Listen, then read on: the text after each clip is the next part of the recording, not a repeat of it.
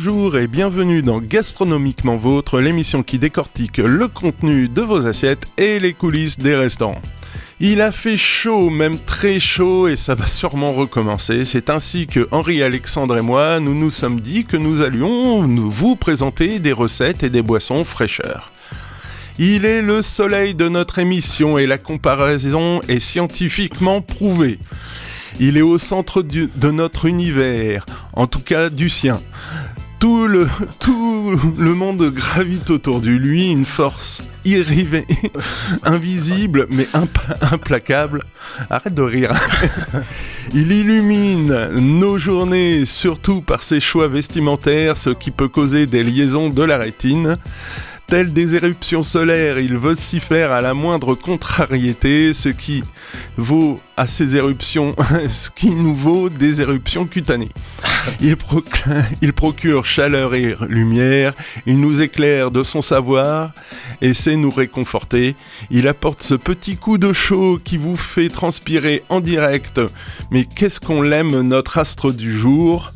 Alors merci d'être là Henri Alexandre, continue de briller et d'irradier cette émission de ton immense talent, mais s'il te plaît baisse d'un ton, on n'a plus de crème solaire à Westrack Radio.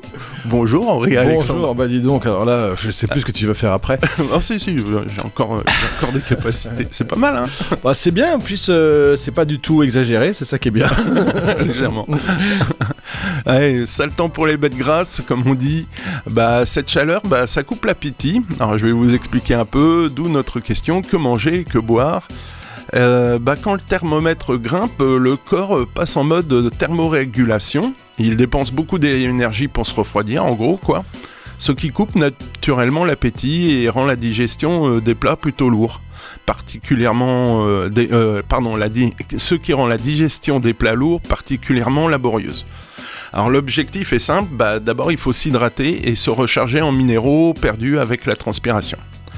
Alors je cite par pure abnégation, parce que je sais bien que t'aimes pas ce genre de recettes, les grands classiques qui sont le gazpacho, les soupes froides, parce qu'on se réhydrate rapidement, les fruits et les légumes de préférence crus ou peu cuits pour conserver un maximum de vitamines. Quand même là, tu vas être content, des protéines légères, le thon, le poulet, les œufs, pois chiches, lentilles, il faut pas oublier les protéines végétales. Quoi d'autre ? Les produits laitiers fermentés, alors yaourt, labanec, kéfir sont excellents, parce que déjà ça se sert frais, mais aussi riche en probiotiques pour aider à la digestion ralentie par la chaleur. Il faut éviter, alors là c'est le paradoxe, il faut éviter tout ce qui est trop froid, glacé. Pourquoi ? Alors voilà l'explication, le corps face à un coup de froid soudain, qu'est-ce qu'il va faire ? Il va chercher à se réchauffer. Ce qui fait que on augmente notre température interne à chaque fois qu'on absorbe quelque chose de froid. Et voilà, je pense un peu avoir dégrossi le menu, quoi. Ça te paraît logique ou pas ? Oui, tout à fait. C'est ce qui est étonnant, c'est vraiment, je trouve que on a j'introduis peut-être le sujet de la pastèque parce que justement j'allais y venir. Voilà. Vas-y. C'est cette façon dont des aliments peuvent nous apparaître absolument merveilleux selon les situations, et donc c'est pour ça qu'on va parler de ce fruit qu'on adore tous les deux. Mais je pense qu'on adore vraiment dans le cas où le mercure est très haut, parce que sinon je pense pas qu'un 15 décembre, si je te dis tiens viens à la baraque, on va se faire un apéro pastèque, je suis pas sûr que tu sois enchanté s'il fait 4 degrés dehors. On aura plutôt envie de manger des dés de comté avec une belle saucisse sèche. Mais quand il fait très chaud, je trouve que ça fait partie des éléments qu'on a vraiment envie de manger, et donc ça illustre bien cette façon dont on est très appelé vers certaines choses, vraiment en fonction des circonstances extérieures, et notamment la température, et c'est ça que ça m'évoque aussi, cette façon dont on est appelé, dont notre appétit vers des aliments dépend vraiment du chaud, du froid, voilà. Par contre, nous, toi et moi, je crois que Michel, on fait partie des gens qui savent manger du cassoulet en août. Exactement. Ça m'est arrivé souvent d'arriver dans le Lot avec des températures 34-35 et de prendre un foie gras poêlé et un cassoulet. Bon, c'est étonnant pour certaines personnes, moi ça ne me dérange pas, mais pas tout le temps quand même, quoi. Ouais, il y a toujours les exceptions, hein. Cette semaine, on y crevait de chaud, j'ai fait des jarrets, tu vois, le truc light, des petites bêtes de 600-700 grammes, c'est vendu comme des petits pains malgré tout, quoi. Et ça peut se manger froid, ça par contre aussi. Là, ils n'étaient pas froids du tout. Hein. Bien gras, bien juteux. Enfin voilà. Et comme tu le disais, la pastèque, quoi. C'est mon aliment fétiche. Quand il fait chaud. Quand il fait chaud, ouais. C'est déjà pourquoi ? Parce que 92% de flotte. Donc on se réhydrate rapidement. C'est le record quasiment. Il n'y a que le concombre à peu près, je crois, qui est au-dessus, qui est 96. C'est vraiment de la flotte, le concombre. Mais le 92, c'est déjà énorme. Hein. C'est beaucoup d'eau. Très peu calorique, 34 calories. 30 000 calories pour 100 grammes. Et surtout, un truc génial, c'est un antioxydant, donc génial pour récupérer au niveau musculature. Et c'est bénéfique pour la circulation. Et toi, tu la manges comment, la pastèque, alors ? Écoute, naturellement, je croque dans des tranches, ou alors quand j'ai le courage, je fais des petits des cubes qui sont tout le temps au frigo, comme ça tu pioches dedans. Alors après, je trouve que ça se mélange bien avec d'autres crudités. On peut faire des petits dés de tomates, de concombres, enfin voilà, tout ce qui est un peu comme ça très frais. Mais je trouve que la meilleure façon, c'est quand même de croquer à pleine bouche dedans, parce que c'est de l'eau un peu rendue solide, je trouve, avec ce goût qui est pas très prononcé. Très honnêtement, je trouve qu'un très beau melon, quand c'est mûr, c'est plus intéressant gustativement. Mais là, c'est incomparable pour la sensation que ça donne de s'hydrater immédiatement. Ah ouais, c'est ça, je trouve. C'est incroyable. C'est dingue. Et en plus, t'as ce truc de satiété. T'as plus envie de boire ou manger, ça tombe sur l'estomac. C'est extraordinaire, je trouve. Et puis c'est cette couleur, un peu ce rose soutenu comme ça. Rouge vif. Rouge rose. Enfin, il y a quelque chose de très très. Enfin, je sais pas, c'est quelque chose que j'adore. C'est magique, hein. C'est magique. Franchement, je trouve que c'est le fruit magique par les fortes chaleurs. Dans les pays où il fait vraiment très chaud, souvent on les voit sur les marchés coupés en grosses tranches dans des trucs rafraîchis, etc. Puis on achète ça pour 5 centimes. Ou en Asie, ils te vendent ça dans les petits sachets en plastique, voilà. Là, et tu bouffes ça directement avec la petite fourchette en plastoc. Exactement. Et voilà, passion pastèque. Que nature. Alors, moi j'ai essayé un truc, une petite découpe façon cornet de glace. C'est en fait tu utilises l'écorce pour faire le petit bâtonnet pour pouvoir la tenir. Donc tu fais des tranches triangulaires et ensuite tu recoupes. Et moi je colle ça au congèle.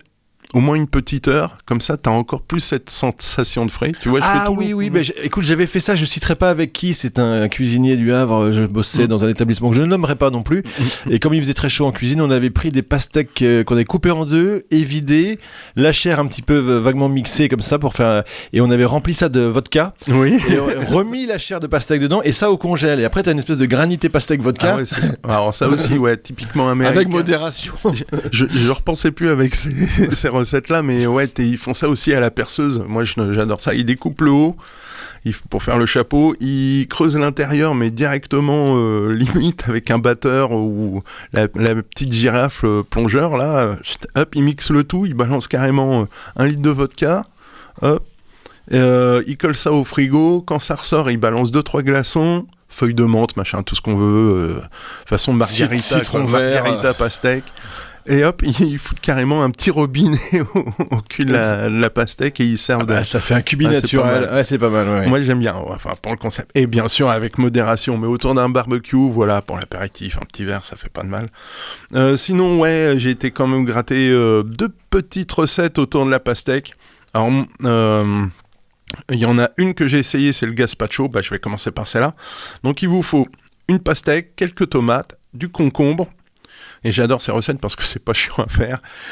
Oignon rouge, du vinaigre de Xérès, de l'huile d'olive, sel, poivre, et on y va quand même généreusement parce que ça va rehausser le goût sucré de la pastèque, et ça c'est génial.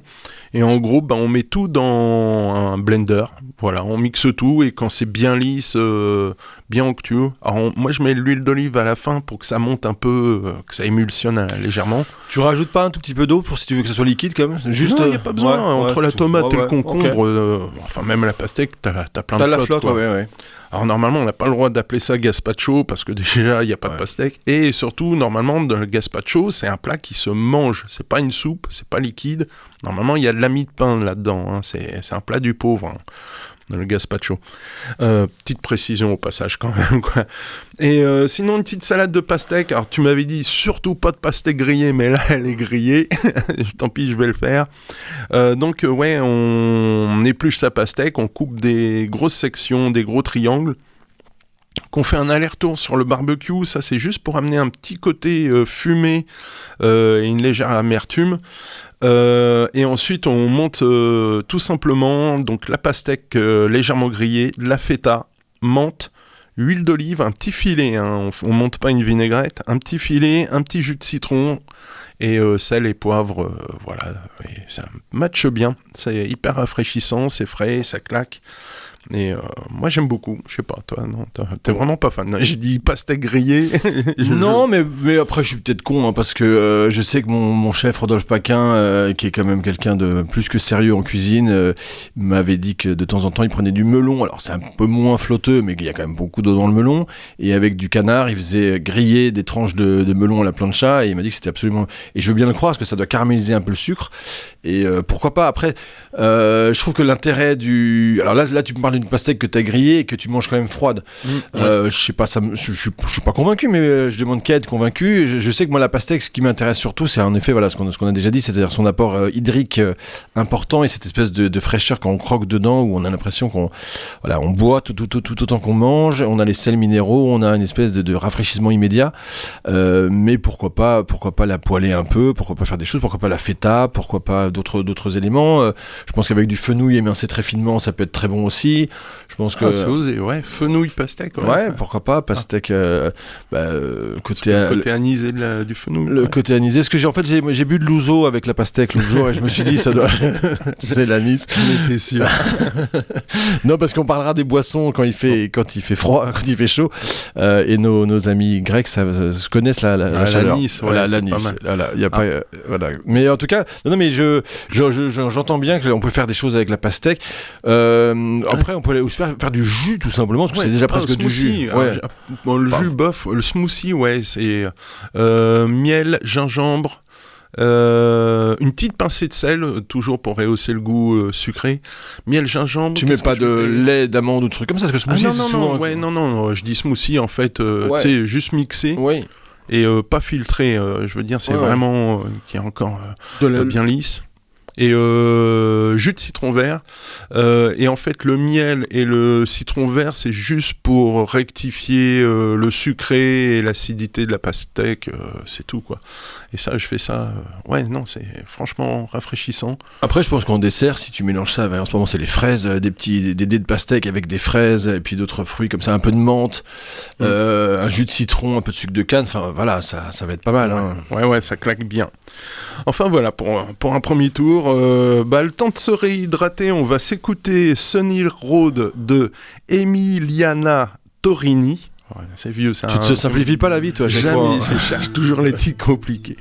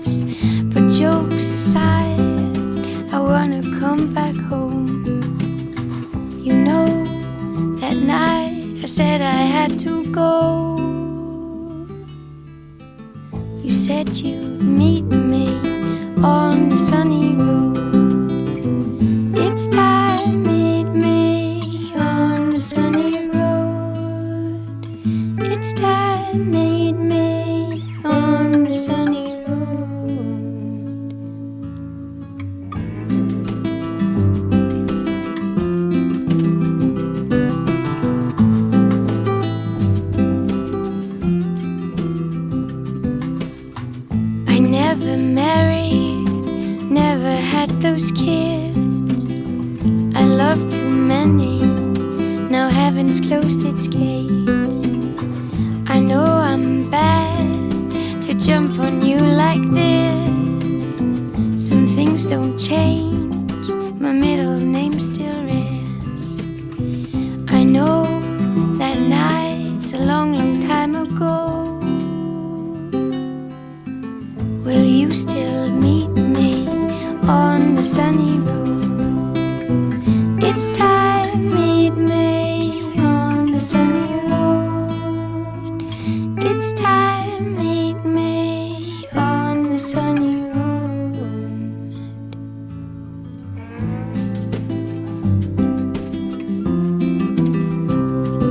Well, this is it.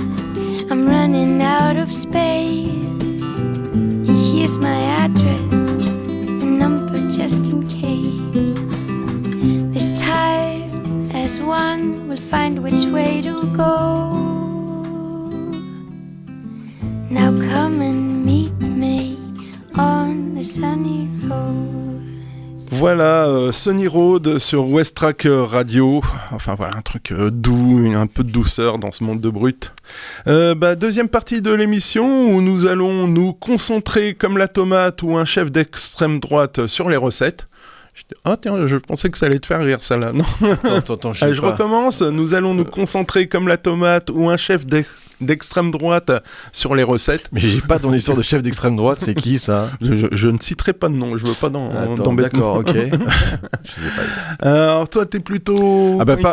Oui, alors excuse-moi, je te coupe 2 secondes, j'en profite pour saluer nos auditrices et auditeurs qui doivent connaître, je pense, le compte assez viral depuis quelques temps de cette influenceuse qui s'appelle Cookie Nut, qui fait... Voilà. T'as vu, ouais. Et puis qui a fait alors moi j'aime beaucoup cette nana, voilà, et elle est souvent, elle est victime de commentaires que je trouve ignobles évidemment, qui ont lieu à son physique, enfin des trucs sexuels absolument révoltants, mais là elle a vraiment pris parti politiquement, évidemment dans un sens qui nous plaira l'un comme l'autre, et je trouve que c'est bien parce qu'elle l'a fait avec beaucoup de sans lourdeur, mais je trouve que c'est bien aussi qu'on soit pas simplement à jamais prendre parti. Elle s'est engagée pour quelque chose qui me tient à cœur, donc je l'ai félicitée. J'en profite pour dire bravo Cookie Nut, continue à faire tes recettes qui sont d'ailleurs pas si nulles du tout, il y en a des très sympas, et puis tout le reste, tout ce qui est autour, c'est pas que de la cuisine, c'est aussi du féminisme, c'est très drôle, c'est très incisif ce qu'elle dit.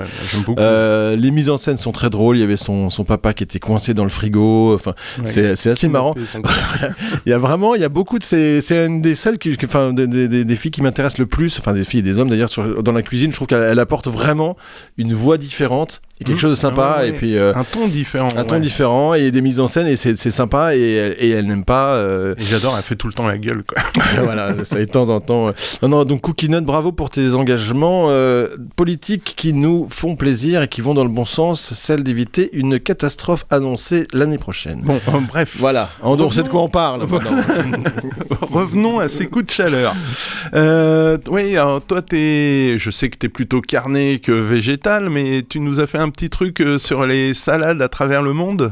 Écoute, j'ai regardé un peu les salades qui se faisaient. Il y en a une qu'on trouve un peu partout finalement, qu'on trouve en Amérique du Sud, en Argentine notamment, où je crois qu'elle s'appelle salade créole. Enfin, on la trouve en Turquie, la choban, on la trouve en Palestine, la jida, enfin en Bulgarie, en Roumanie. Alors c'est toujours pareil, ou en Iran aussi, la shirazi, la salade shiraz. C'est toujours un peu des variantes, mais le principe, c'est quand même. Je voulais parler de ça, du fait que avec des ingrédients qui sont un peu dans ce dont on vient parler, c'est-à-dire par exemple concombre, tomates, poivrons, éventuellement avec deux, trois autres qui peuvent se rajouter, mais taillés très fins, ce qu'on appelle dans notre jargon une brunoise. Et je trouve que quand on a une taille très fine comme ça de petits dés, alors c'est un peu minutieux, ça prend un peu plus de temps, mais il y a un plaisir à manger ça. Je sais que moi, tu me fais une salade de tomates, concombres coupées en grosses tranches, je peux la manger, je vais pas avoir énormément de plaisir. Par contre, ces petites salades coupées très fines, où tu as concombre, tomates, poivrons, un peu de menthe, un peu de coriandre, et c'est vraiment des tout petits dés, je trouve que c'est très très agréable ces salades-là, un peu d'huile d'olive, un peu de citron. Et je sais pas si tu es d'accord avec moi, mais en fait le taillage l'emballage, ça change ça compte énormément. Et ça change même le goût en fait. C'est-à-dire que c'est pas que la consistance, c'est qu'on a la texture intervient dans le goût. Ouais. Comme je cite à chaque fois, les pâtes. C'est la même base, c'est du blé ou de la farine, de la semoule, ou de l'eau ou des œufs, mais en tout cas c'est toujours la même base pour les pâtes. Et c'est juste la forme qui change le goût. Ouais, c'est incroyable. Des spaghettis, ça n'a pas le même goût que des penne. Des penne, et les penne, ça n'a pas le même goût que les tagliatelles, alors que c'est la même composition. Je pense pas qu'ils se prennent la tête à faire des formules différentes. Voilà. Et je trouve que ces salades fraîcheurs alors on les sert souvent. Alors pour les barbecues, c'est idéal en accompagnement de viande grillée ou choses comme ça, ou tel quel. Ou alors on peut rajouter évidemment. Je sais qu'en Égypte, il y a des versions avec du yaourt. Ça marche très très bien. Tu sais, tu fais tes petits dés de tomates, concombre, poivron, menthe, coriandre, citron, huile d'olive, tu rajoutes un beau yaourt grec avec, ça donne de la protéine aussi, c'est intéressant. Et j'aime beaucoup ça, j'aime aussi beaucoup toutes les salades qu'on sert un petit peu au dernier moment et qu'on assaisonne au dernier moment. En fait, moi j'aime bien mettre l'assaisonnement à part, parce que généralement plus tu mélanges ta salade, ta salade cuit, en plus l'assaisonnement est pas forcément uniforme, donc faut mélanger une fois que tu as assaisonné. Faut mieux le faire dans son assiette, ajuster son assaisonnement soi-même. Même des fois, je fais même pas de vinaigrette. Je pose les bouteilles et ce qu'il faut sur la table et chacun fait le sien, quoi. Tiens, d'ailleurs, toi, Michel, vinaigrette, t'aimes bien la vinaigrette émulsionnée, toi, ou pas ? Moi, j'ai toujours trouvé ça un peu... oui, si. Pour moi, une vinaigrette, c'est... Elle est vraiment homogène. Comme on voit dans les bidons industriels. Ça, c'est une vinaigrette. Et sinon... c'est ce que j'appelle au filet, quoi. Tu mets un filet d'huile, un filet de vinaigre ou de jus de citron. Moi, j'aime bien les vinaigrettes tranchées, plutôt. C'est-à-dire que celles qu'on fait au moment et qu'on lie pas trop. Parce que ça se voit avec la moutarde qu'on fait la liaison. Vinaigrette, c'est sauce émulsionnée instable. Je sais bien. Mais c'est quand même quelque chose d'assez homogène. On est d'accord, la vinaigrette. La vinaigrette, normalement, ça doit être homogène. Mais c'est autre chose, quoi. Et ça compte énormément sur nos salades. Et j'aime bien, t'as déjà amorcé le truc, c'est que sur vos salades composées, on n'est pas obligé de taper dans de l'huile. Un peu de crème liquide à la place de l'huile, ça marche bien. Sur le concombre, c'est bien. Fromage blanc, grec. Le tzatziki, notamment, c'est génial aussi. Alors, un peu comme la pastèque, moi, quand il fait très chaud, tu me mets du bol de tzatziki, je trouve ça merveilleux.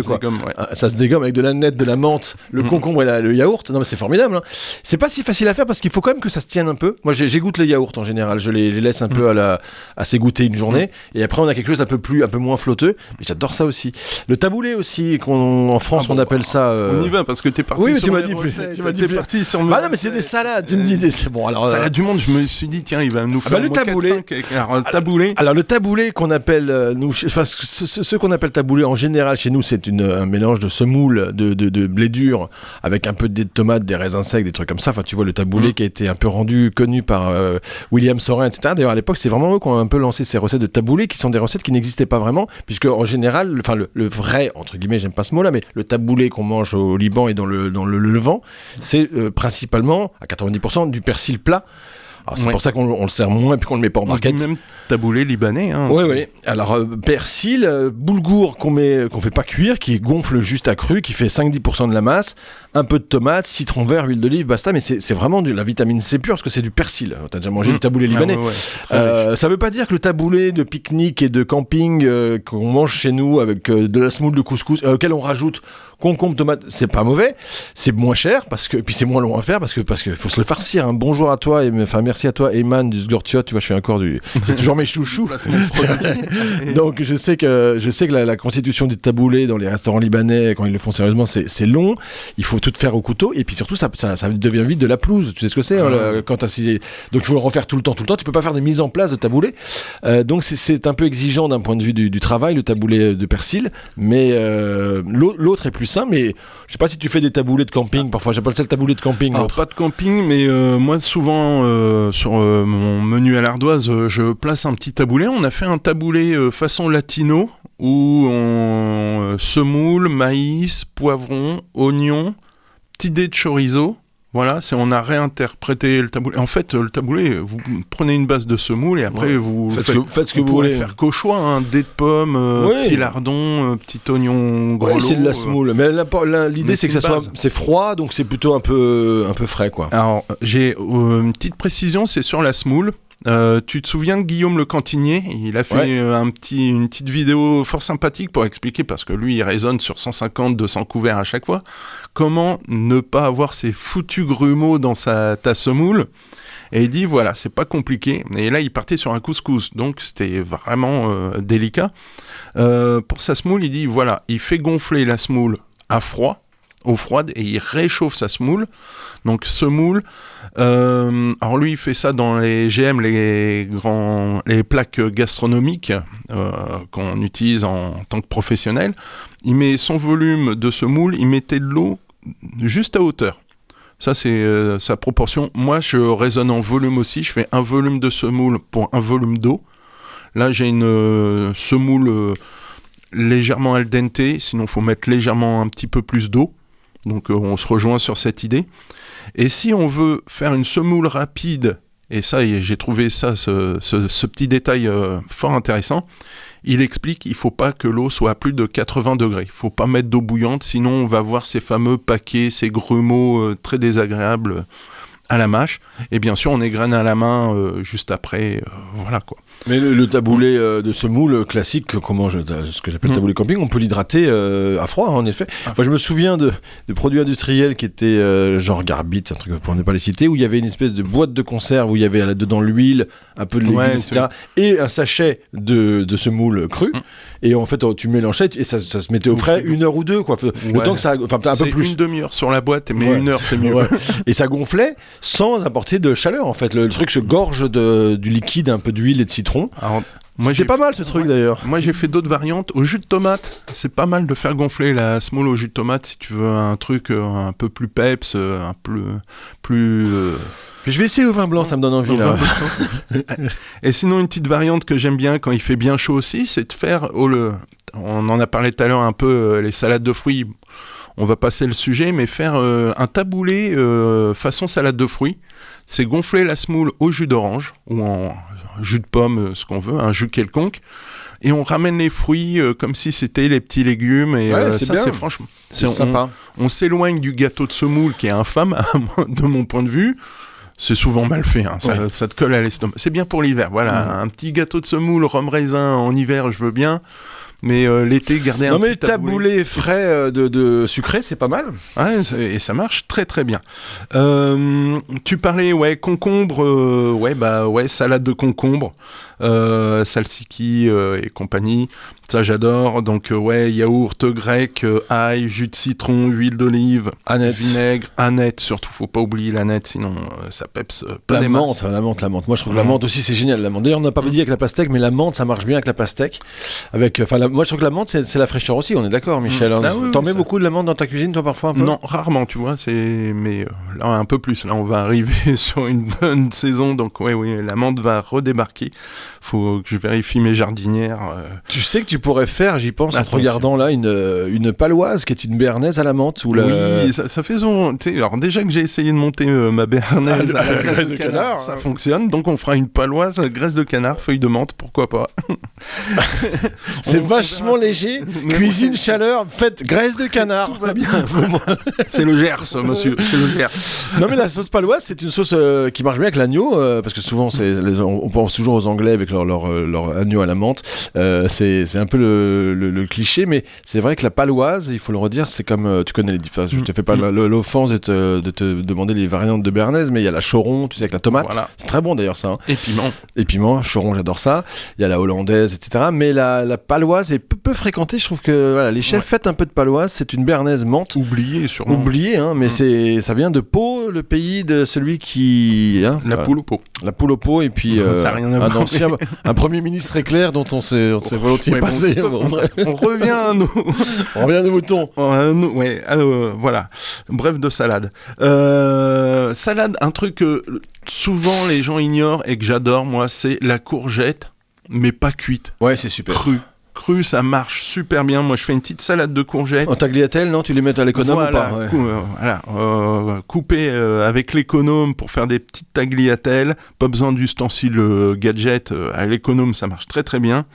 Et donc, la courgette, de l'ail, pignon de pain torréfié, romarin sec, la poudre de romarin, du parmesan, huile, vinaigre, sel et poivre, ça claque bien. On peut mettre de la feta là-dedans, tu vois, moi j'aurais l'idée de mettre ça. Pour si on veut faire un plat un peu plus consistant. On se répète souvent autour de la feta, c'est pour ça que j'ai été chercher. Ou de la mozzarella, pas de burrata. La burrata, j'allais dire c'est haram, ça n'a rien à voir avec ça, mais en tout cas c'est péché.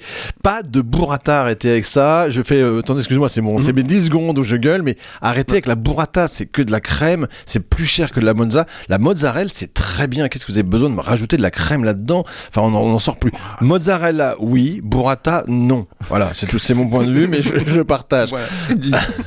Ce que j'aime aussi dans les petites salades, toujours là-dedans, la salade de radis.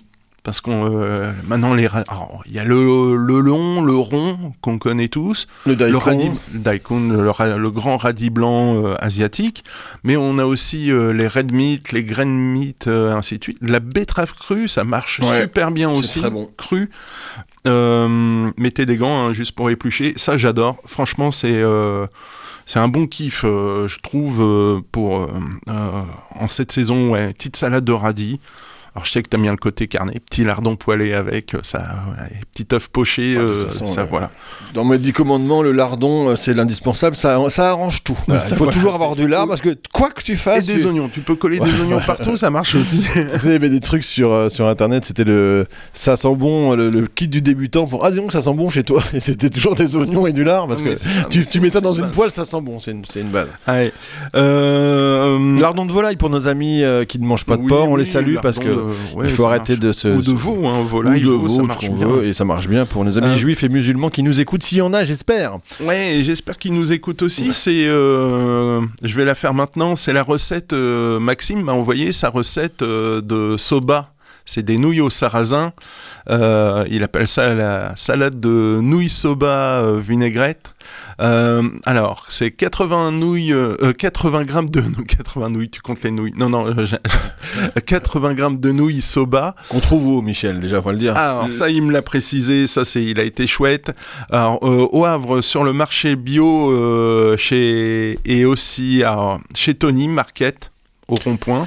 Tony Market au rond-point, ouais. Voilà, voilà. Marché bio, c'est celui qui est au bout de la rue de Paris, pour les Havrais, bout de la rue de Paris, en face de, on la salue aussi, Clara Massicia, qui fait des très bonnes pizzas, en face du rallye, et à côté de Côme, le restaurant méditerranéen Côme, et voilà, à côté il y a le marché bio, salut Baptiste, le patron qui est sympa, et il y a plein de produits là-dedans. Moi, je trouve des anchois exceptionnels de la marque Ortiz, c'est merveilleux. Le marché bio, enfin le magasin bio, pendant longtemps, c'était quand même un peu une purge, on avait l'impression de rentrer chez des pistes vinaigres. Maintenant, on trouve des beaux produits. Non, mais c'est vrai, il y a des belles charcuteries, des beaux fromages. C'est un budget, bien sûr, c'est un peu plus cher que chez Auchan ou chez Carrefour ou chez Intermarché. T'as vu, j'en ai cité 3. Mais c'est vachement bien, c'est des bons produits, il y a des choses rares et il y a du choix incroyable. Ce magasin, allez-y, il est incroyable. Le marché bio à côté de Côme. Et donc, on trouve des nouilles soba qui sont des nouilles de sarrasin. Voilà. Bon. Donc, 80 grammes, alors c'est pour 2 personnes à peu près, 80 grammes de nouilles soba, une cuillère à soupe de vinaigre noir, une cuillère ou de vinaigre de cidre si on n'a pas, une cuillère à soupe de sauce soja salée, un demi-concombre tranché à la mandoline, donc vraiment fin, hein, on veut vraiment de la finesse, une poignée de cacahuètes concassées, une demi-gousse d'ail ciselée ou coupée finement, et facultatif, mais ça tu vas adorer, une cuillère à café de sauce Maggi ou viandox, voilà, ou d'huile pimentée italienne. Viandox, c'est merveilleux. Alors comment on fait? On cuit les nouilles 6 minutes à petit frémissement, on fait pas bouillir, égoutter, rincer, refroidi. On les met 15 minutes au frigo. Pendant ce temps-là, on détaille ses légumes. On fait la découpe du concombre, de l'ail, on concasse les cacahuètes. Et dans un bol, on va mélanger le vinaigre, la sauce soja, la sauce Maggi ou viandox, l'ail et le piment. Ensuite, pour le dressage, on met les nouilles froides dans cette vinaigrette. Ensuite, on place les petits concombres dessus et un petit peu autour. On s'assure que les concombres soient assaisonnés par la vinaigrette des soba. Et juste au moment de servir, on balance quelques cacahuètes concassées sur le dessus. Attention, les cacahuètes, c'est pas les cacahuètes d'apéritif, c'est des cacahuètes au naturel.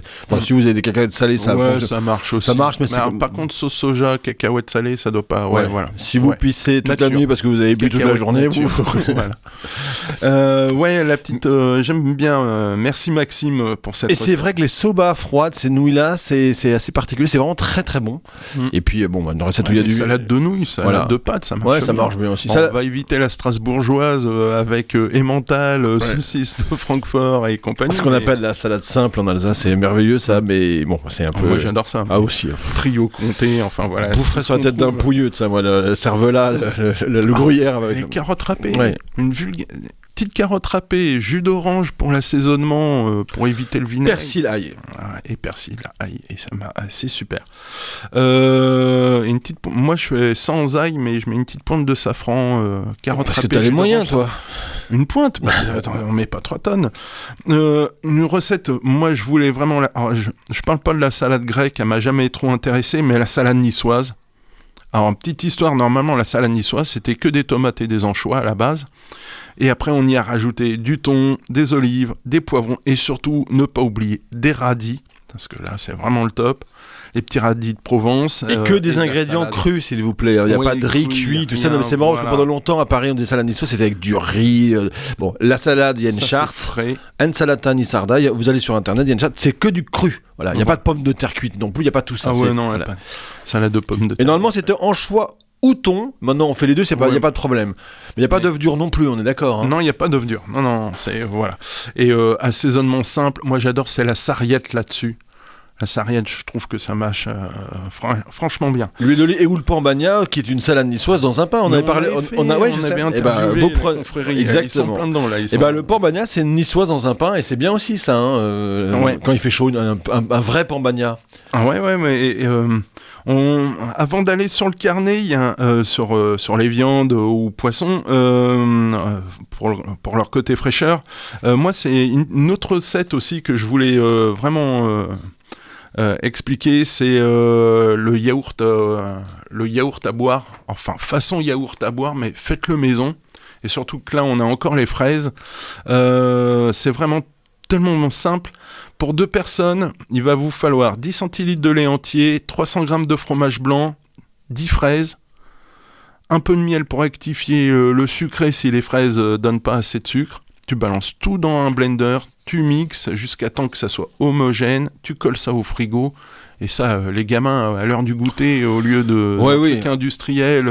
surtout que, moi je vais pas dire que j'aime pas ça, le yop, mais c'est ces trucs-là, mais c'est blindé. Mais quand vous regardez les teneurs en sucre, et de sucre, c'est un truc de fou. Tu bois 1 litre de yop, t'as ta ration de calories pour la journée. C'est impressionnant. Donc faites du yop maison. Et puis j'en profite aussi pour parler de l'ayran. Tu sais, la boisson turque qu'on trouve dans certains kebabs, encore au Havre aujourd'hui, Dieu merci, parce que ça se perd un peu. Mais il y en a chez Didim 2, nos amis de la Porte Océane, je les salue aussi. C'est du lait, enfin du yaourt avec de l'eau et du sel.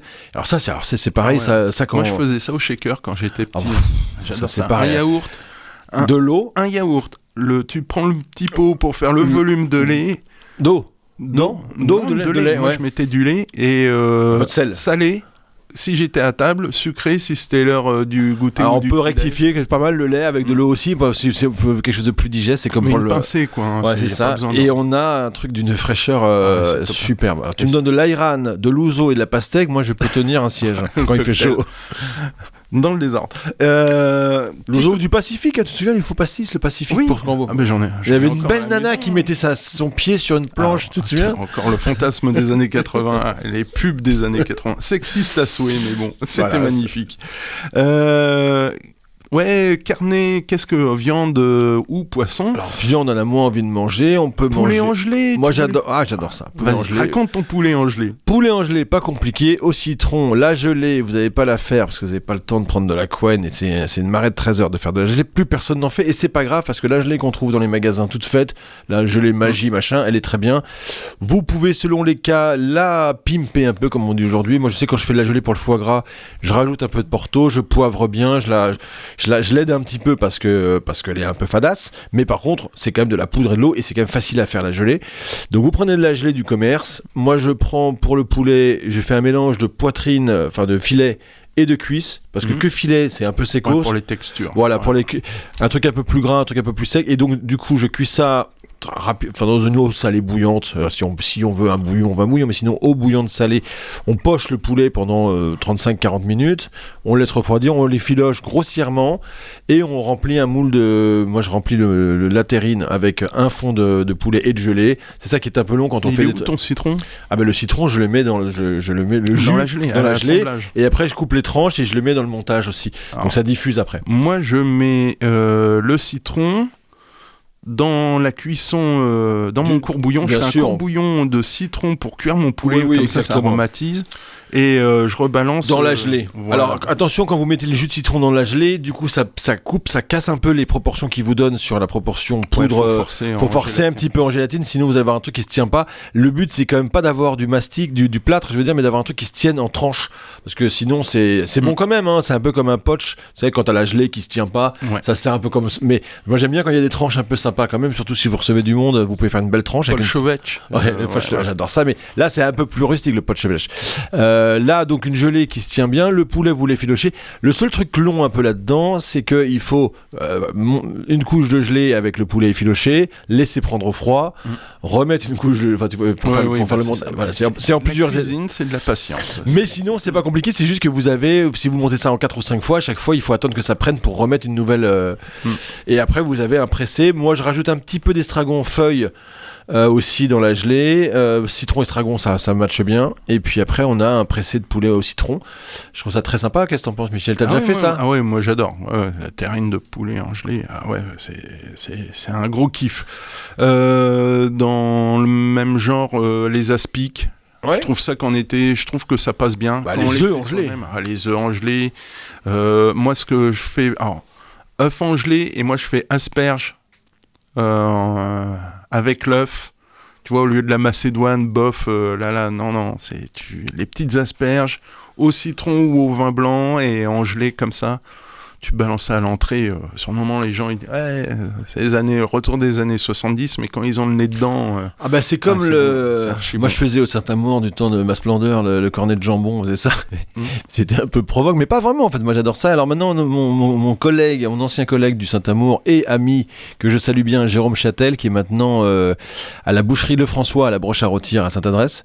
Il fait c'est lui qui les fait des petites bûchettes de jambon macédoine, alors avec une petite gelée. Alors c'est un petit parallélépipède, c'est tout joli comme ça, et puis tu démoules ça, t'as ta petite gelée dessus, et puis tu mets un coup de côté, t'as la macédoine mayonnaise. Alors, c'est pas une macédoine maison, je pense pas, mais c'est le vieux classique du traiteur. Tu sais que ces trucs-là, moi j'en suis fou, donc je lui achète toujours des petites bûchettes. Si vous aimez le jambon macédoine, allez chez Carole Lefrançois, Saint-Adresse. T'as vu, je donne des petites adresses.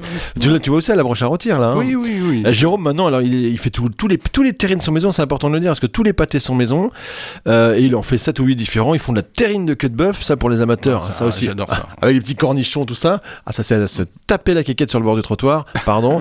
Non mais une terrine de queue de bœuf, c'est vrai que plus personne n'en fait beaucoup. Non, ça travaille bien chez Boucherie Lefrançois. Bravo Jérôme, bravo à toute l'équipe et je vous salue. Alors, Marie. Continuons. Carnet. Le carpaccio. Le carpaccio. Alors vas-y, lâche-toi parce que tu m'as dit ils font n'importe quoi. Non, alors déjà il y a des endroits que je citerai pas au Havre. Ne cite pas alors. Voilà, mais où ils font ça, ils achètent ça en surgelé, c'est fin comme du papier à cigarette, il y a aucun intérêt. Alors on a une feuille papier sulfu, puis ils mettent ça sur l'assiette, on décolle. Il y a aucun intérêt, il y a pas de mâche, il y a pas de viande, je sais pas ce que c'est que ce truc là, ça malheureusement. Alors deuxième assiette offerte, tu m'étonnes avec les 70 grammes de viande qu'ils te mettent là-dedans. Bref. Donc ça c'est non. Quand on le fait maison, c'est pas compliqué. Idéalement un couteau qui coupe très bien, du rond de tranche grasse ou qu'est-ce qu'on peut mettre là-dedans, du tendre de tranche, enfin un morceau fondu qu'on met au congélateur une demi-heure, 3/4 d'heure pour qu'il soit bien ferme. Et après avec un couteau on peut émincer des tranches fines. Trancheuse. Si on a une trancheuse, mais c'est top. Là c'est merveilleux. On badigeonne bien l'assiette. Moi j'ai mis l'huile d'olive dans le bord, dans le fond de l'assiette, un peu comme on faisait pour les œufs au plat. Tu sais, c'est le plat qu'on assaisonne. L'huile d'olive dans le fond.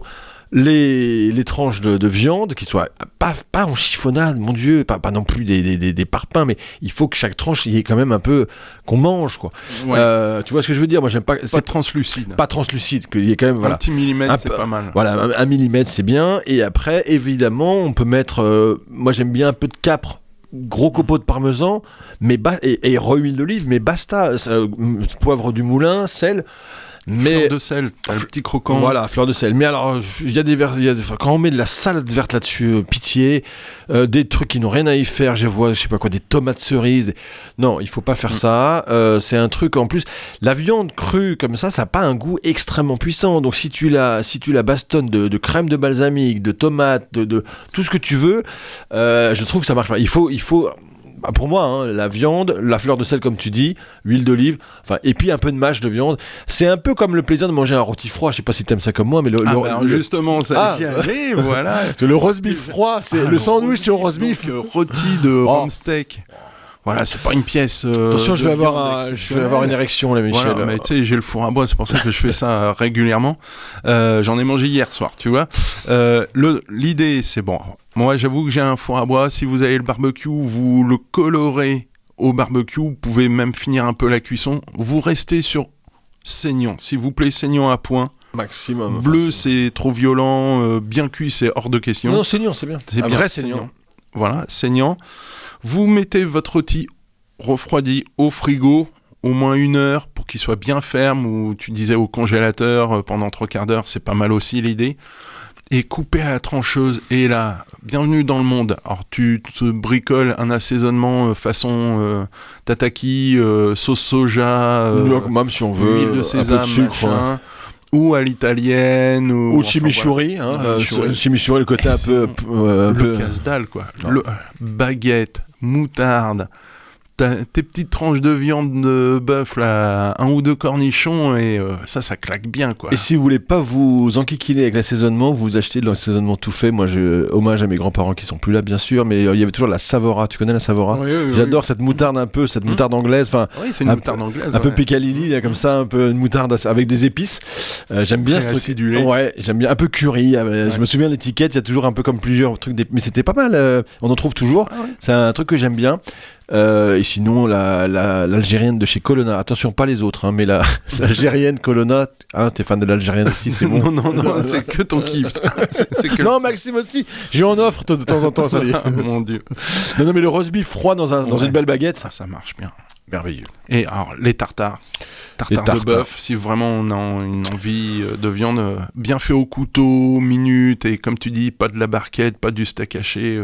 Alors steak haché c'est autre chose, quand on le hache vraiment. Ça vient du boucher, je suis d'accord. Là c'est à la belge, ce qu'ils appellent le filet américain, c'est-à-dire le bœuf vraiment haché, un peu comme une purée plutôt. C'est autre chose, on dit toujours la mâche. Moi j'aime bien la mâche, après parfois ils abusent dans les restos, quand ils font un tartare où il y a des cubes d'1 centimètre sur 1, c'est plus de la mâche. Mais et puis tartare d'agneau aussi, de nouveau sgurtiot, le kébenaïé, c'est de l'agneau cru. Alors ça fait toujours un peu peur quand tu dis ça, parce que tu dis comment ça, il faut bien sélectionner les morceaux. Ça va encore, agneau t'as le droit, mais il faut éviter. Le cochon, pas cru. Cochon et le poulet. Le poulet, mais en fait quand ils disent l'agneau cru, oui, alors c'est l'agneau magret, on a le droit. Magret, le canard, oui, ça marche bien ça d'ailleurs. Ça marche bien. Mais l'agneau c'est avec du citron qui cuit un tout petit peu, du boulgour dedans. On met ça sur le pain pita avec un peu de menthe. C'est assez extraordinaire. Il le fait que sur commande au sgurtiot, mais le kébenaïé c'est un de mes folies ici. Maintenant on dit crudo. Souvent t'as remarqué maintenant pour dire c'est bon. Allez, arrête. Crudo, je pense plutôt au poisson quand on dit un crudo. Oui, ça fait plus chier que tartare. Bon, écoute, si les gens veulent s'astiquer, c'est voilà avec bon. C'est des trucs de mode. Ouais, mais voilà, là... Bon, encore une fois, le ceviche, tu sais, c'est rarement respecté. Le ceviche, c'est quand même plutôt... Ouais, péruvien. Il y a le maïs, le gros maïs à gros grains qu'on appelle le choclo. Souvent, c'est pas simplement du coulis de mangue sur des tranches de thon, quoi. Faut éviter de... Mais évidemment, attention aux poissons crus aussi. Il y a quand même un peu de parasitose. 1 heure au congèle. 1 heure au congèle. 1 heure au congèle pour... Sinon, vous avez... Il y a des parasites, ouais. Donc toujours congeler le poisson, on peut le dire, ça quand même. Moi je sais quand je me fais des tartares de poisson, je congèle. Sushi et compagnie, il y a des problèmes sanitaires. L'anisakis qui est un ver qui n'a rien à voir avec la feta grecque, mais c'est un parasite. Bon, chez nous on n'a pas des masses, mais c'est quand même plus prudent. de congeler le poisson avant Vaut mieux le... prévenir que guérir, hein, comme on dit. Toujours dans les idées poissons, comme ça. Bon, tous les plateaux de fruits mer, hein, on est au Havre, démerdez-vous, hein, il y a suffisamment de bonnes adresses dans le coin. Mais je pense toujours, ma chérie, son gros kiff, c'est les boîtes de sardines, t'en parlais tout à l'heure, les boîtes d'anchois, les boîtes de sardines. C'est là où il faut aller fouiller dans la cave, les petites boîtes oubliées, et ça, franchement, les millésimés, salade de tomates, nature. Tu ouvres ta boîte de sardines au citron et tu poses ça. L'huile des sardines va te faire l'assaisonnement de ta tomate. Ça y est, c'est plié. Cuisine 1 minute 30 au chrono, le temps d'ouvrir la boîte. Alors, éviter de se couper, hein, ça. Les trucs... et je veux pas faire les tapas, les machins, parce qu'on va partir trop loin, mais tout ce qui est rillettes, ça c'est facile, quoi. Ouais. Houmous, rillettes... rillettes de poisson, rillettes de maquereau, rillettes... Il y a 10 000 recettes, ça vous... Puis vous avez... Et c'est frais, c'est sympa, un petit bout de pain grillé, le pain de la veille, ça marche bien, quoi. Du croquant et le petit verre qui va bien à côté. Ouais, et puis un petit reste si vous avez un petit reste de yaourt, un peu de maquereau en boîte... Un peu d'épices, tralala, vous mettez ça vous frais, et puis après des petits croûtons, comme tu dis, on fait le vieux pain, et on ouvre une petite bouteille. Qu'est-ce qu'on boit ? Il faut qu'on finisse, on boit quoi alors, Michel ? Du blanc au cubi ? Faut qu'on finisse, c'est pas toi qui dictes les règles. Non, parce que j'ai encore quand même une ou deux recettes à... On n'a plus que 4 auditeurs déjà. Oui, arrête de dire ça à chaque fois. Un truc que j'aime beaucoup quand il fait chaud comme ça, c'est le rouleau de printemps. Qu'est-ce que c'est couillon, mais c'est frais, t'as de la menthe, t'as plein de trucs là-dedans. Je dis oui, et j'y ai pas pensé, mais c'est vrai qu'avec ma maman, salut à toi, ma mère qui est toujours avec nous sur Terre, on se fait ça quand je vais à Paris, c'est le premier truc qu'on se fait, c'est le rouleau de printemps. Il faut juste que la feuille soit pas trop, parce que tu sais, parfois elles sont un peu épaisses, et là c'est un peu chewy, on mâche un peu, mais quand ils sont très bons, c'est d'une fraîcheur, et ça explose, la menthe. Tu mets ce que tu veux dedans. Oui. C'est ça qui est génial, tu peux le faire que végétal, tu peux le faire au poulet, tu peux le faire au bœuf, à la crevette, enfin vraiment c'est... Oui, enfin, tu mets ce que tu veux dedans, tu mets pas ta belle-mère ni ton banquier non plus, mais tu peux mettre tu peux mettre des ingrédients. Moi j'aime bien avec des crevettes et porc émincé finement. Enfin, je fais pas ça moi. Je sais pas si tu fais ça toi, tu les fais ? Non. Bon, ok. Mais j'adore les manger. Mais j'aime bien les pousses de soja qu'on appelle le haricot mongo là, quand on croque là-dedans. Et c'est vrai que la petite sauce acidulée, la petite sauce rouleau de printemps, tu sais, un peu clair, orangé là. Enfin, ou sauce cacahuète. Sauce soja, jus de citron, une cuillère à soupe d'huile d'arachide, du sucre, sauce à nem, sauce à gnocchman. Ouais, parce que la cuisine asiatique, c'est toujours t'as 10 sortes de sauces différentes à mélanger quand c'est pas c'est très bon. Quand c'est pas de la sauce de palourde ou de la sauce d'huître, enfin il y a des trucs, voilà. Donc petit rouleau de printemps. Un autre truc que j'aime beaucoup, les infusions froides. Alors, soit vous allez chez un herboriste ou quelqu'un qui...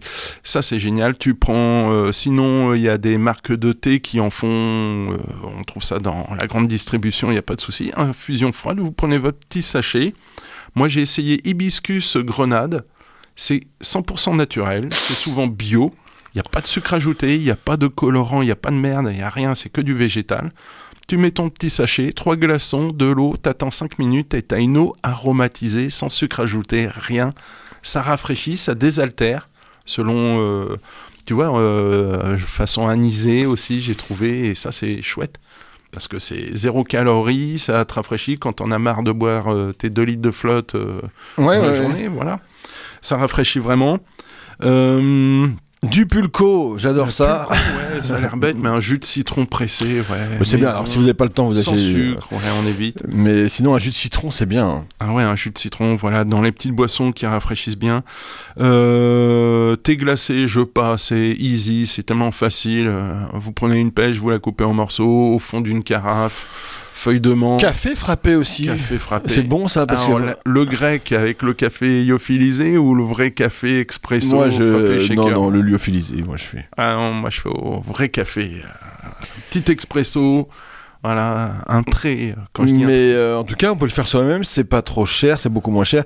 Et ça mousse, ça mousse bien. Même avec un café de base, un petit expresso. Et on maîtrise le sucre parce que c'est pareil. Alors, je sais jamais si j'ai le droit de dire que ce sont des enfoirés Starbucks. On a le droit de le dire, non ? Oui, non. Bon, ça l'est quand même. Voilà, n'achetez pas ça. Et c'est blindé de sucre aussi, c'est de la merde. Faites votre café frappé, c'est sympa comme tout, je trouve. On peut mettre un chouïa de lait végétal si on est... Tu remplis ton verre de glaçon, tu sucres, tu mets ton café par-dessus et voilà, un café froid. Sans être frappé forcément, mais café froid, c'est tranquille, quoi. Moi, j'aime beaucoup. Hein. Dernière petite chose avant la conclusion, c'est marché de Montivilliers. Tu me disais. C'est aujourd'hui. C'est aujourd'hui. Voilà, marché de Montivilliers, fête du goût. Alors, c'est l'association des commerçants de Montivilliers qui vous propose des dégustations, des concours. Je crois qu'il y a 1 000 €, il y a de l'eau, il y a des animations, et puis il y a un village du goût. Il y a un village du goût avec des professionnels, des producteurs, des écoles des jeunes agriculteurs, un lycée hôtelier. Il y a Jules Le Sen qui va être présent. Exactement. Voilà. Et pour montrer les métiers de la filière, c'est pas qu'on s'en met plein la panse, il y a aussi tout un village avec la sensibilisation aux métiers, qui sont, comme tu sais, service, exactement, le découpage en salle. Et les métiers de bouche qui sont pas toujours très valorisés et qui sont pour certains un peu menacés. En tout cas, donc allez à Montivilliers, c'est une fête familiale. Vous pouvez y aller toute la journée dans le centre-ville de Montivilliers avec l'association des commerçants de Montivilliers. Oui, il y a des concerts, il y a plein de choses. Plein de trucs. Donc Montivilliers aujourd'hui. Ouais. Cet après-midi, vous savez quoi faire. Autre chose, moi je finis là-dessus, c'est une petite astuce, pourtant Dieu sait que c'est vieux et tu vas pas me contredire, quand on met son vin dans un seau, mettez une poignée de sel, ça va diminuer encore la température. Alors c'est bien pour deux concepts, pour rafraîchir une boisson, voilà, dans le seau à glace, et aussi vous pouvez faire ce genre de récipient sans mettre de bouteille forcément dans le seau à glace, devant le ventilateur, et vous bricolez une clim à 2 francs 6 sous, de l'eau, du sel, des glaçons. Voilà, on balance ça dans de l'eau. Tu mets ça devant dans le ventilateur et tu as une clim par condensation et ça marche très très bien. C'est pas mal, ouais. Sans parler de bouteille là. Non, sans bouteille. T'es juste en train de nous dire que tu mets un seau à glace avec de l'eau froide et du sel. Et des glaçons. Et tu mets ça devant le ventilo. Et devant le ventilo, et tu obtiens de l'air frais, et pas simplement brasser de l'air chaud. Quoi. Et puis moi, avec mes 2 mains gauches, je pense que si je fais ça, j'obtiens une inondation. Et il ne faut pas attacher le seau au ventilo. Voilà, c'était Gastronomiquement Vôtre. Retrouvez-nous sur toutes les plateformes, sur toutes les box. Et comme disait Joël Robuchon... Et bon appétit, bien sûr.